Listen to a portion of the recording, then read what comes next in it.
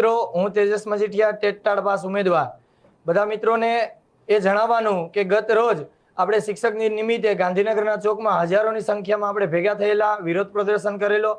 એના પરિણામના ભાગરૂપે આજે આપણા કેબિનેટ કક્ષાના શિક્ષણ મંત્રી પ્રફુલ પાનસેરિયા સાહેબે પોતાના ટ્વિટર એકાઉન્ટના માધ્યમથી એક ટ્વીટ કરી લીધી છે કે ભાઈ ઉચ્ચતર માધ્યમિકના ફોર્મ છે 25 નવે ભરાશે અને માધ્યમિકના ફોર્મ છે 10/10 રોજ પોર્ટલ ઉપર વેબસાઇટ ઓપન કરી દેવામાં આવશે.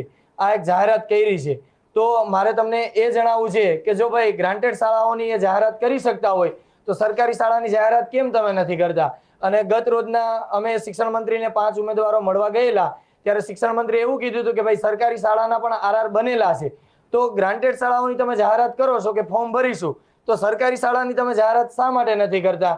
તો જે 4000 તમે ઉચ્ચતર માધ્યમિકમાં અને 3500 જેટલી તમે માધ્યમિકની અંદર જે ભરતી કરવાની છે એમાં તો તમે માત્ર ને માત્ર માધ્યમિક અને ઉચ્ચતર માધ્યમિક ગ્રાન્ટેડ શાળાઓની જ તમે તો આજે જાહેરાત કરી છે, તો સરકારી શાળાઓની કેમ જાહેરાત તમે નથી કરતા?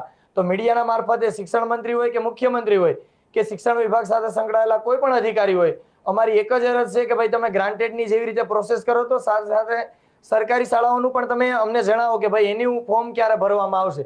બસ એટલી જ આશા રાખીએ છીએ કે સરકારીના પણ જે તમે જાહેરાત કરવી જોઈએ કરી આપો.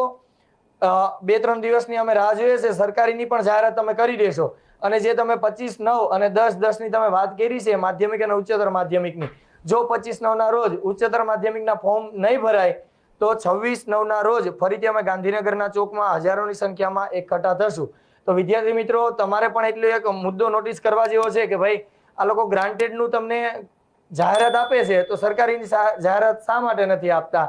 તો તમે પણ રજૂઆત કરો જેથી કરીને આપણો મુદ્દો છે એનો નિરાકરણ આવે. અસ્તુ. જય હિન્દ, જય ભારત, જય જય ગરવી ગુજરાત.